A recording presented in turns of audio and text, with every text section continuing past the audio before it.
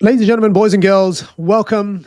And here we are on another breakdown. And this one is probably my favorite breakdown because it is one of my favorite people who I have learned an incredible amount of skills from. And right now he is back in the the media landscape. Everyone's talking about it because of the recent documentary that was released.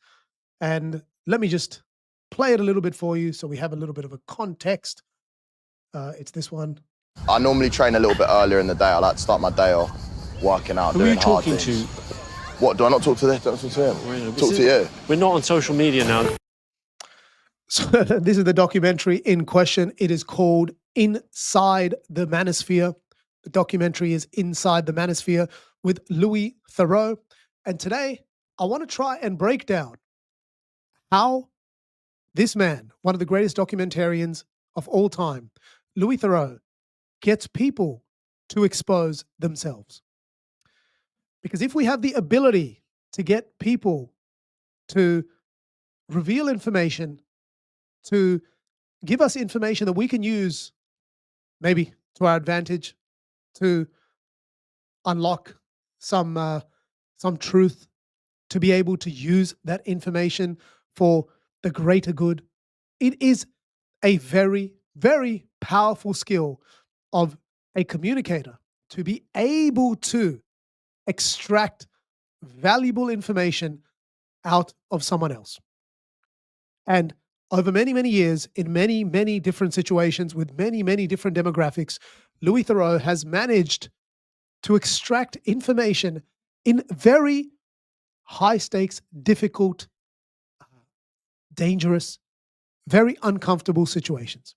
So today I've kind of broken this down into 6 different tricks that he has in it, or tools he has in his toolkit that allows him to get people to give him that information, and it allows people to kind of trip all over themselves and just make sometimes an absolute joke out of themselves. He does have the ability to set people up very well, and then they just knock themselves down.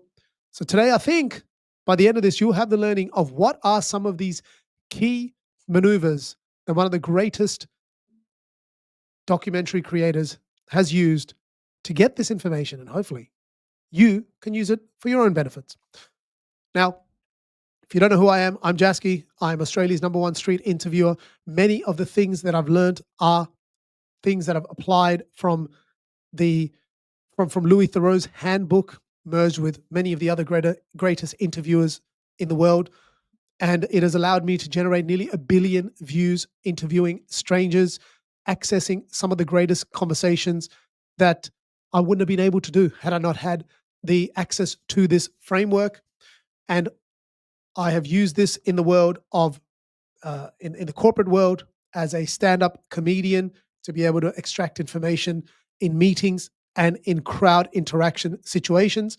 And essentially, my goal here is to help you become descripted communicators, meaning in any room on the fly, you do not need the crutch of a fucking script, and you can perform effectively once you become a descripted communicator, which is a superpower, an absolute superpower to have. And I have obsessed over communication for 15 plus years, and I essentially field research human behavior. So today, by analyzing one of the greats, I think hopefully these 6 tools you can add to your toolkit to become way better at leveraging information from others. Hopefully, not for nefarious, indiscriminate, very bad, using against people, manipulation, um, power, hungry, negative, all of the other caveats. Don't use it for any of that shit. If you do, I mean, just don't say, I gave you that information. Just say, Louis Theroux did it. Fucking blame him. All right, let's get on with it. So I'm going to play different snippets, but I think there has to be some overarching principles that allows one man to be put into these really uncomfortable situations that most people would walk away from. People you would never even try to engage in a conversation, and he seemingly extracts really, really poignant, potion, really, really powerful. I'll just use a simpler word because I'm just stumbling amongst it. Poignant uh, uh, nuggets of information, very, very powerful nuggets of information that obviously he has a framework that he uses. Now, first and foremost, you will realize one of the most important and overarching principle in his entire uh, uh, his entire main premise is to not act like an interviewer. If you're dressed like a door knocker and you've got a clipboard in your hand and you're wearing that tucked in blue shirt with the top button undone and your pants that are borrowed from your dad that are a little bit too loose and you knock on my door, more often than not, that is the response you're getting. Okay? Because it is pattern recognition. Most people, humans, we recognize a pattern and we know what our typical response to that pattern is. And he, as an interviewer, is trying to be a disruptor of that pattern, right? So he doesn't act like an interviewer. That's a very, very important part of everything before we even get into the nuances of the little characteristics that are used. The main thing, and the thing that I've borrowed from him, is to not look the part, because you're trying to access information that by looking the part, you're not going to be able to access. If you look like a journalist with a microphone, with the suit on and the tie, and you're like, hey, what's the Channel 9 News? You're not going to get much. You're going to get the response that is geared for that situation that people are already prepared for. He has glasses. He looks like a nerd. He's socially off, right? He comes across a little bit on the spectrum. He's a little bit not all there. It's a little bit disarming, right? He's non-threatening, completely non-threatening. The glasses, nerdy guy, scrawny, couldn't, if shit went down, he'd be the first one that'll get eaten. So he's already so non-threatening. He's very naive and positions himself as a curious outsider. Okay, that is all very important. So let me repeat that. If you are trying to get people to expose information, expose themselves, give you information that is normally guarded behind the beautiful castle walls that no one has ever entered, right? Then you have to act a little bit different. You have to set up a character that is likely to go under the radar. Okay? And in his case, he's incredibly sharp, quick-witted, intelligent, and very, very precise choice of word, brevity, precise choice of word at all times. But it's masked within the ideal packaging of someone who's socially off, a little bit awkward, weird, strange, disarming.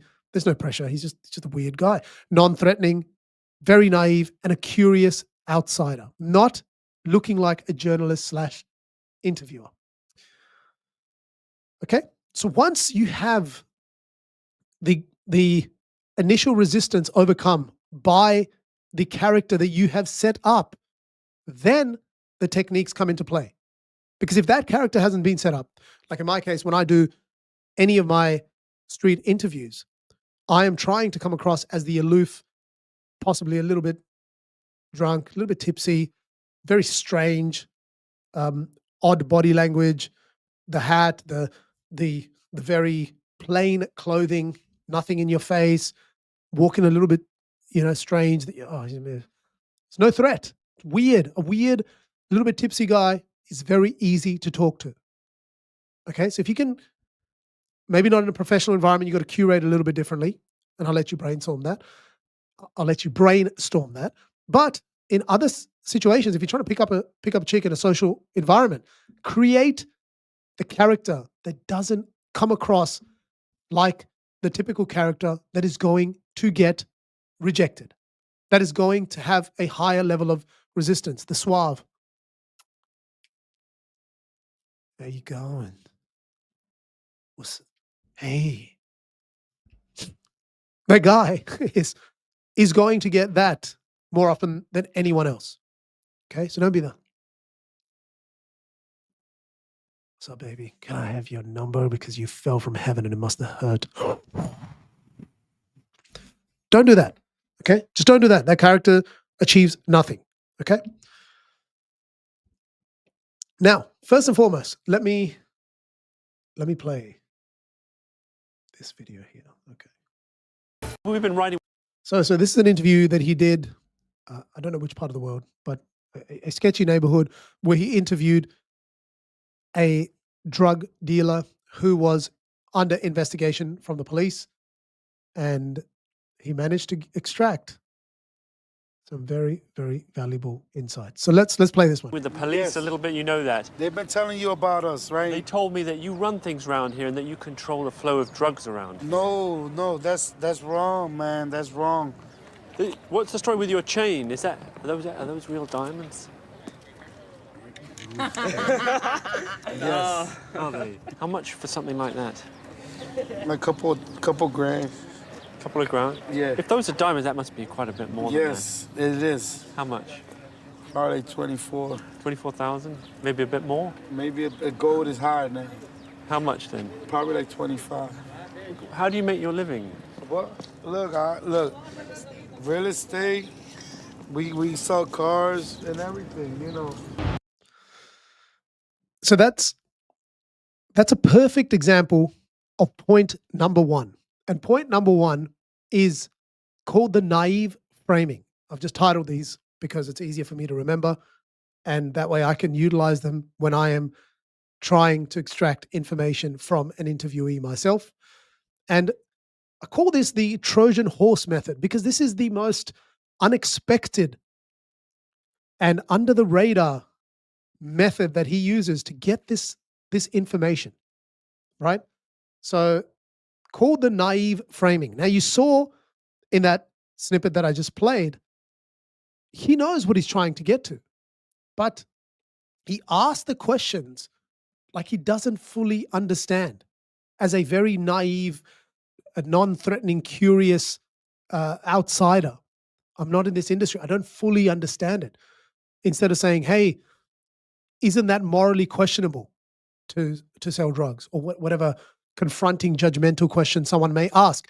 He says, hey, help me understand how that works. Positions it by, man, that's a dope chain. Because what that does is it makes the other person want to flex. But by flexing, they are putting their foot in their mouth, right? How much is that chain? About $2,000. Man, if it had diamonds, I reckon it'd be a lot more expensive. Like it's kind of getting the person to flex, but in a very naive, it's not the direct manner. It is skirting around, but getting to the same destination by asking in honest curiosity. It removes the judgment. It invites explanation instead of defense and makes the other person feel like, yeah, okay, cool. This is just a person who's curious about my chain. And then the follow-up, how do you make your money? Because he set it up that you've got a chain that's $25,000. I think that's what he said, or $2,500, whatever. A very expensive chain. How do you make your money? I'm just curious. So the naive framing is incredibly powerful, as opposed to you see interviewers with a direct, just ask this question and you fucking answer it. And that invites defense. That's not how anyone exposes themselves. You are there with them as this person who's not acting as an interviewer, someone who's just rolling around with cameras, this nerdy looking guy. And I just want to know about your chain. I'm very curious. This is the masterful art of a descripted communicator. If you want to become a descripted communicator, that is a program I run where you can throw out the script and become, within a 16 to 26 week period, a masterful descripted communicator, which in any room, any situation, you can effectively extract information or communicate your way to get the outcomes you want in the world. One of the most powerful skills you can stack upon any other skills you have. Jasky.me is the website. Okay. Let's show you another snippet. And this is in that recent documentary. I believe this is part of the live that was showcased in the recent documentary.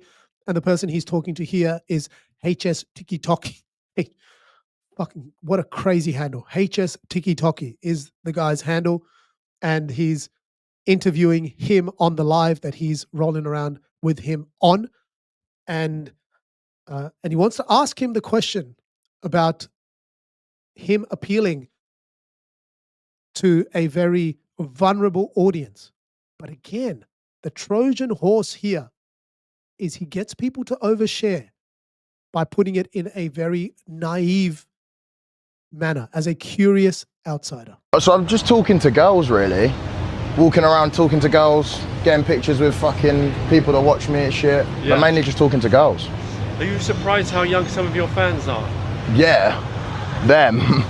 That is, but do you know what it is? Like 11, 12? Yeah, that they're too young to be watching my shit, but earlier on, before you was here, there was like people that are like your age. So it's like, literally all ages watch this stuff.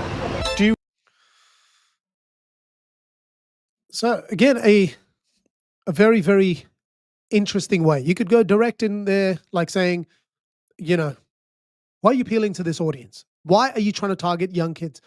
And there is the barrier of getting the information. You're going to hit a dead end. But now positioning it and masking it as a very naive, uninformed, very curious person who's a little bit awkward. Now that he's that popular, it's a little bit harder to play that positioning, but he still manages to do it. Are you aware that that is the kind of audience you have? And then you see the long diatribe of information that comes out, justifying the thing that that he wants. He wants him to now ramble on about it, which indicates there is something here that he is trying to hide, but he opens up and gives that information just from that Trojan horse method of interrogation. Now, that's number one. Number two, I think you will notice already in both of these snippets that I played, but I will play another couple of examples, is an even more powerful method is of him always underreacting. Now, when people have a conversation with someone, they feel like they need to overreact. Someone tells you, man, I got a promotion. What? Okay, maybe in that situation you should react because that's your friend. Maybe someone says, oh, I can't believe I was going to get political. I'm trying to stay away from political. Someone says something extravagant, and the reaction we try to have is, wait, what? But instead, what you'll notice and how he continues to get someone to share more information is by underreacting with his response, because then the person tries to go further because there isn't that resistance or like, whoa, and then it's already like, oh, I better back up because that's kind of the response I wanted, or that there is a dramatic response. Whereas you'll notice with him, either it's just silence, like, wow, or he responds by saying something like, right, and how often does that happen? Or tell me more about how that takes place. Right? It's sometimes just a facial expression, which is he's not taking the bait of trying to give that response, which then encourages the person to escalate. And what he wants is an oversharing of information. So he wants the person to continuously escalate. But also in the situation where you are generally speaking to people that are in kind of dangerous, all those circumstances that can be a little bit sketchy, it is to indicate he's comfortable in this space. Any overreaction is a level of discomfort. And he wants to showcase, yeah, I'm with you, man. You're in this environment. I'm in this environment. We're safe. We're good. So a level of underreacting is a superpower to get someone to share more, because they don't feel judged, and they don't feel judged in real time. And they also feel like, oh, this person's cool with this environment. They're not judging me that this environment's out of place for them. They feel they're okay here. They're all right here. I still remember one of his interviews where he was in this home with these white supremacists who was saying some crazy stuff and getting him to admit that he doesn't like Jewish people. I believe that's the backstory. It was a long time ago.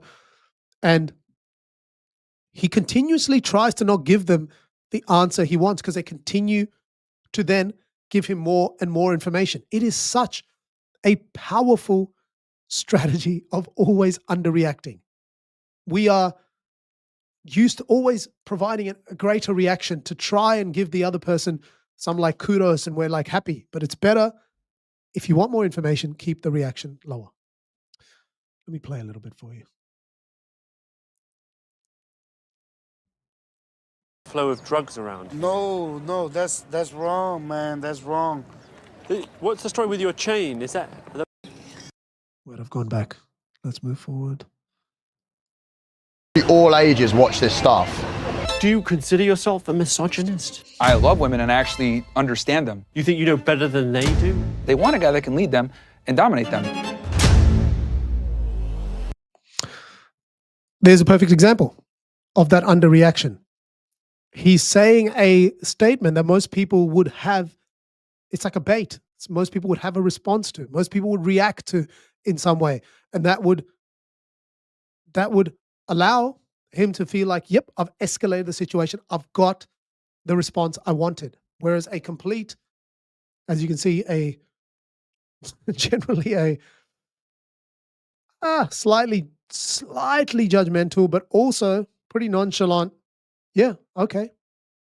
Interesting. A complete monotonous reaction to the situation allows that other person to further escalate. Someone in the chat, can I ask you a question? And I think this again is in the live where he tries to get another reaction out of him, out of Louis, by saying something a little bit controversial and a little bit of a personal attack.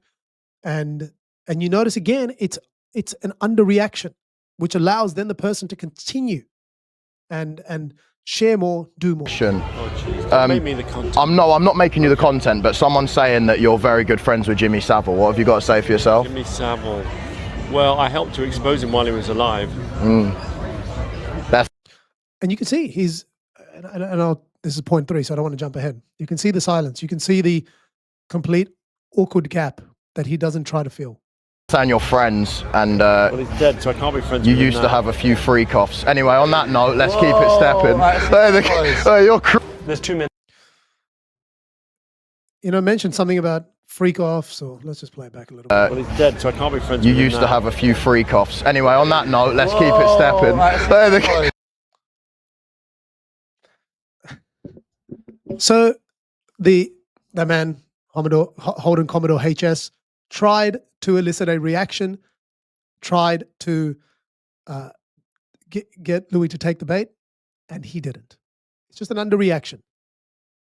And I don't need to overharp on it. I think you understand that if you want to get more to happen, if you want it to continue, sometimes a moderate reaction or enough of a reaction to continue the conversation, to continue to get it to go in the direction you want, is what you should be doing in that situation.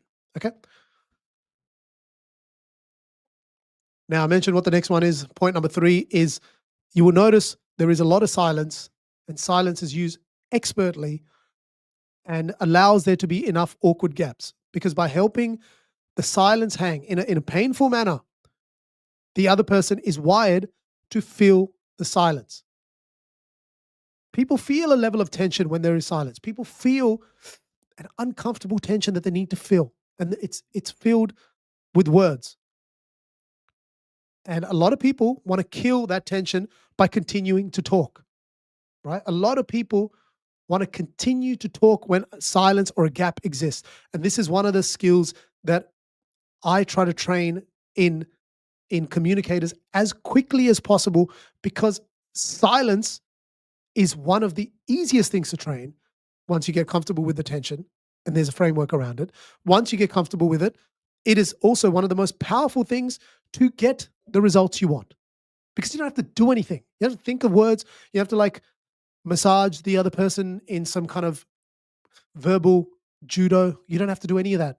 You're not doing all of the semantics that may seem difficult. You are just using silence in a powerful manner. You're There's two men in your life. Yes, sir. Is that difficult? No, What about jealousy, sexual jealousies between the three of you? because it never happens without all three of us. Really? Really. And that works? Works awesome. Because we're all too tired to have sex. Let me play back because you might have missed some of the maneuvers here. Now, first and foremost, this is a potential trio of the skills that I'm talking about. Number one is the naive, the Trojan horse, the naive questioning, the very I don't understand. Explain it to me a little bit. Then not reacting, having a massive underreaction to the response. Okay, I think he's asking Joe Exotic, I believe his name is the lion trainer guy. I haven't watched anyway. The guy, the ranger, he's asking him about his sexual orientation and how it works with having a number of guys together and trying to extract that information. Is asking a very naive question. I don't get it, dude. I don't understand. Explain it to me. And then having an underreaction to the response to get him to continue. And then when he doesn't have the response he wants, just lets the silence hang. It's all three in one. Let's watch it back. Is that difficult? It's difficult. Positioned in a very naive, awkward, I don't understand. Tell me. No. What about jealousy, sexual jealousies between the three of you? Again, positioned as a very curious person, right? Like, what about the jealousy? Like, wouldn't that be a problem? Because it never happens without all three of us. Really? Really. And that works? Works awesome. Because we're all too tired to have sex. And does that work awesome? Yeah, it works. Does that work? It works awesome. And then silence. Complete silence in that situation. Someone was calling out for me, but that's not the case. It's just silence. It's silence out there. Silence. And then the oversharing happens. We're just too tired to have sex anyway. So you can see the trio, the stack, the nootropic stack that works magic, right? So you see all three skills in one go. And that's why he is a master of this art. Only some people can get people to consistently overshare and expose themselves. And he knows how to get that done. Okay, now, number 4. I'll go back to the previous screen. Number 4 is the entirety of Louis' aim is to get information that everyone is thinking, the stuff everyone wants an answer to. But it's a bit of a tense situation. It's a bit confronting. So for him, he wants to get that information because that is what people want to talk. That is what people want to see. That is the magic of the documentaries. People want to know those answers, but getting to those answers requires a level of confrontation. And what you will notice that he does expertly is called the soft confrontation. Again, I've just labeled this in ways that I remember. I call it the delayed punch. He builds up to that moment with all the other techniques that I've outlined thus far. And then the confrontation is quite soft. It's masked with a smile. It's asked in a very throwaway manner, like it's just an obvious thing to ask at that time. And it's letting people talk. Once there is a period of talking, a level of rapport, there's comfort built, then there's a gentle challenge. But it's thrown in as a most obvious thing to ask at that point. You know, some people may say, what you do is manipulative, right? What would you say to them? Like, it's just an obvious thing to ask. And the person being asked, already invested, they've already had a conversation. They already know, like, hey, we've kind of got a rapport, whatever. He's already kind of skirted the edges of that conversation. And at that moment, it just seems an obvious little bit of a confrontation, which doesn't come across tense because it's a delayed punch, right? So just to re-summarize what it is everyone wants an answer to that question. You know what that question is. How do you get there? Is by delaying the punch and by making it seem obvious in a soft confrontation. Okay, so I'll show you an example. Did you ever hurt anyone physically? Oh, always, yeah. Did you notice the tonality? Did you hurt anyone physically? Like it's asked like he's kind of regretfully asking it, but it is the main question. It is the main question. Because I think this man here was under investigation for some violent act that he performed on somebody. And the main question is to find out, did he hurt the person? But it's asked in such a, I don't even know if I want to ask this question type manner. Did you ever hurt anyone physically? Physically? Did you ever hurt anyone? And again, it's like the obvious thing. Like, I don't really want to ask this, but it's kind of the obvious question that I have to ask right now. And it's many minutes into the interview that he's finally got to that question. And a lot of people want to jump to that being the first question. You do not get the answer. You cannot get someone to expose themselves. You cannot get someone to reveal the information you want. You cannot get someone to overshare if it is done, the confrontational period is done right at the top. Near impossible. Okay? Oh, always, yeah. Yeah, we always beat people up. I'm not gonna lie to you. We always fight, but family. And you can see I'm not going to lie to you because we kind of already have some level of investment. We're invested. We have a level of rapport. I've already hung out with you for long enough. And the fact that he used the words, I'm not going to lie to you, it's more that he's probably lying, but that's beside the point. It's secondly that there is that, I'm just going to share this information now because I've already kind of invested in this person. And the question has been asked in a, whatever, like, whatever, just a question. Problems, sometimes you do what you gotta do to survive, man. Did you stomp on that girl's head? No, I did not stomp on that girl's head. She'll tell you herself. I did not touch that girl. That's why I came out and they locked me up. Mate, And again, even the follow-up question, which I think is the other part of the main question, he is asked again in a very soft, very regretful, very, just a general thought that I have here. I just want to ask you this question. So that's point 4, is the soft confrontation, the delayed punch that he always has, which is the main move. It is a main extraction, but it's always hidden later in the picture. And number 5, I don't have a visual example. All the examples are examples of this behavior, but I think it's important to add this here, is mirroring the person in a manner without it being obvious. And he mirrors them in a way that is their kind of mannerisms, right? Like their quirkiness. He gets a little bit more quirky.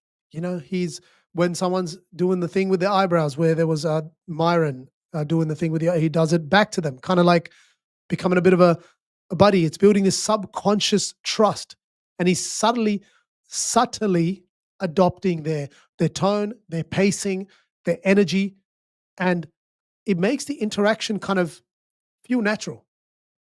Okay, and you notice this mirroring is building throughout it, like even in that live with the HS tiki-talkie. He's kind of creating this. I'm broing out with you. We're doing some stuff. He's not joining in because he doesn't want to. That's not his thing. But the energy is still kind of being mirrored with the interviewee.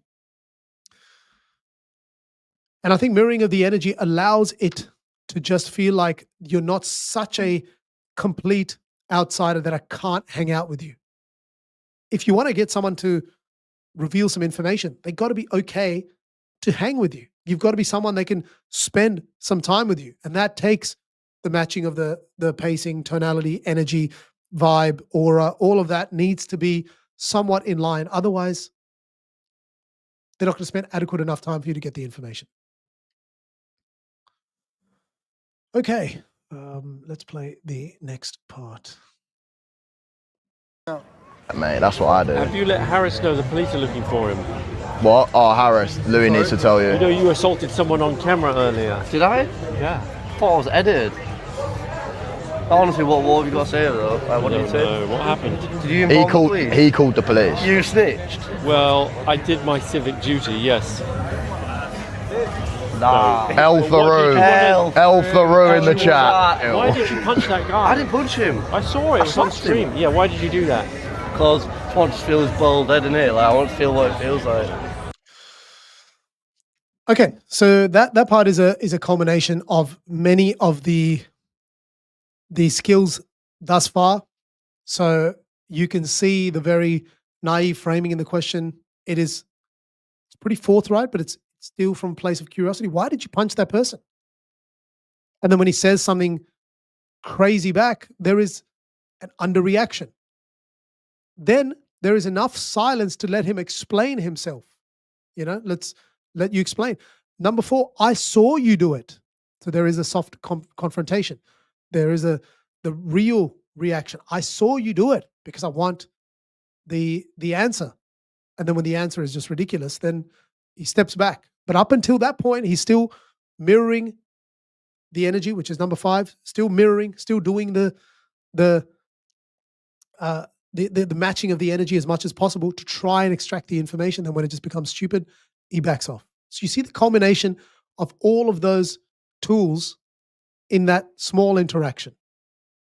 Because you can see that he is a different character when he is being filmed as opposed to when he's on a podcast. He is not this character when he's on a podcast. He's a completely different person. So this is all created to get this information. All right. Point 6, and this one is probably the most obvious point. This one is no surprise to anybody, and I've said it at the top. So point 6 is going to be dead obvious. So I'm going to run through it. No, but What would you say is the message? I coach boys how to make money, Wow, this is a nice spot. how to be outside the system, how to be proper guys. Shut up or nut up. Would you see me that way? Did you look at my arms? So I know I say a lot of them are the main ones. The one that gets him away with most of this and gets him to get most of the information is being the incredibly socially uncalibrated individual. The person that socially doesn't really fit. Okay? Like he doesn't look the part, He's never killed the part of himself that's cringe, but he'll ride that part because that allows the person to kind of just switch off a little bit. You want the person to switch off their resistance so you can get inside and get some of the information. He leans into the awkwardness. He has these slightly off questions. Did you just look at my arms? It just takes away some of the simmering energy that prevents people from giving you the information you want.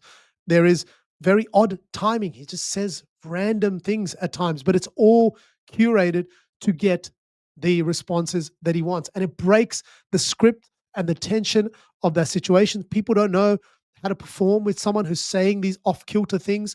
And then they just revert to defaulting to the truth and giving him the information that he wants. And that is a masterful play of a descripted communicator. Okay? These little breakaways from the narrative, these very awkward, strange situations, strange interactions that get the person to just share the information you want because it takes away some of their guard. How do you break the guard? A little bit of comedy, a little bit of unusual behavior. This socially uncalibrated individual, there's no threat. I have nothing to worry about. Here's the information. Here's what I need to, I'm just going to say some stuff. The stature's not saying too much. As you can see.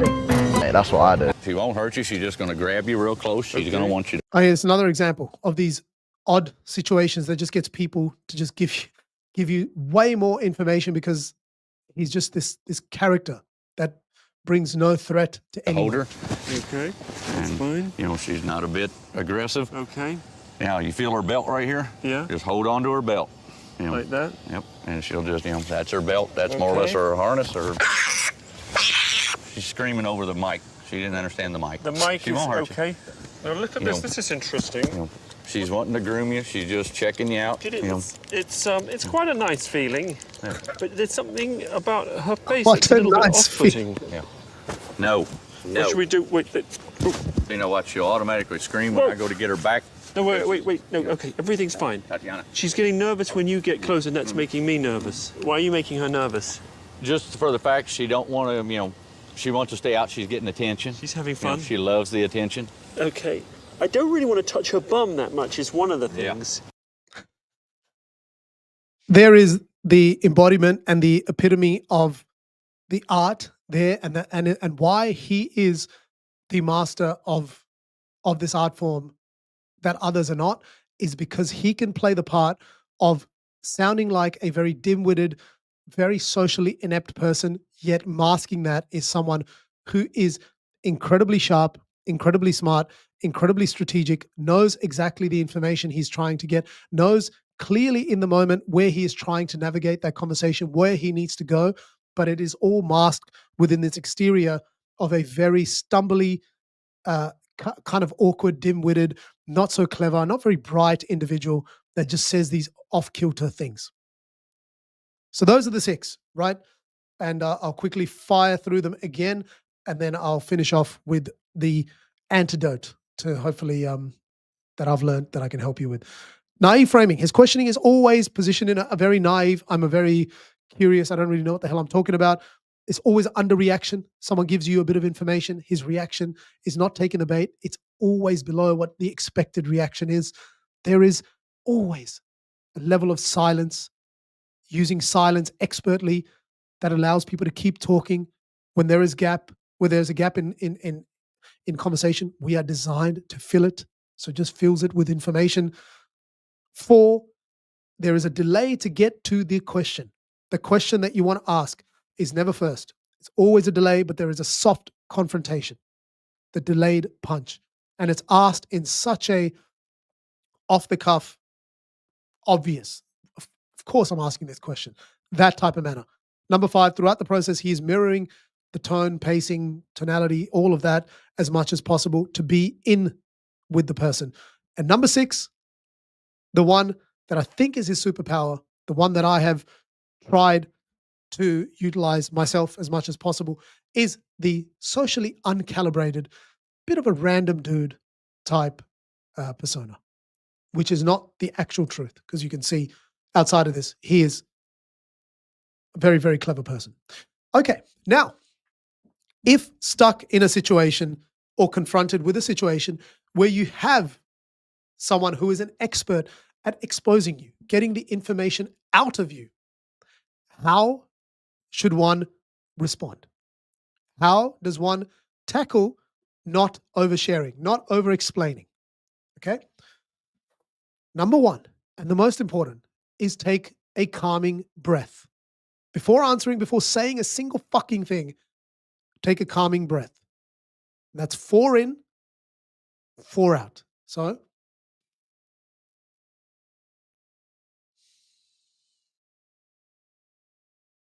through your nose. You can do the out breath through your mouth if you like. What that does, it gets your emotions to drop, your words to be in control. You are now calmer and in a position to respond as opposed to quickly responding to a stimulus, which gets your foot stuck in your mouth. Okay? Number 2, you control the pace. Okay? You don't have to respond very quickly. You can take as long as you want. Use the silence to your advantage. Get the other person to fill the space. Okay? You control the pace. It doesn't have to be controlled by the other person. Okay? Number 3, only answer the question that you are asked or you choose to answer. Hey, do you know the weather? Someone will go, yeah, I know the weather. It's 33 degrees and it's soon going to be 37 high and 22 minimum. You didn't answer the question. Do you know the weather? Yes, I do. That's the that's the answer. If then someone says, "What is the weather today?" then you go, "Yes, okay, it's 33 degrees, 37 high, 33 right now." Answer, you can choose to answer both, right? But only answer the question that is being asked. You can choose to answer more. And number 4, make it short. Talk slow. The longer you talk, the more questions you are going to get, because they can extract more from your long answer and use those to pinpoint more parts of their questioning. Now, if you can't explain it in a short bit, rework it in your head before you explain it. Okay? And a bonus, look, mirror someone who you think would answer that question. Channel their state, their energy, because your brain is geared to mirror someone's state. So you can borrow their confidence, their abilities temporarily. You can temporarily step into the world's greatest negotiator. You can temporarily step into the energy of a Barack Obama if you think he is one of the most amazing communicators. If you watch enough, mirror the traits and characteristics and behaviors enough, write them down, mirror them as much as possible, and then temporarily step into that state, you can respond as that person. You can borrow their energy and their skill. And that's how you get the use. That's the antidote to when you are confronted with a Louis Theroux. Now, I hope that was valuable. Take some of those lessons and do your magic. And we will see you. No, we, it's just me. There's no one else here. It's just we, me and the hat. The hat and this consumed can of Coke. We will see you next time. Goodbye.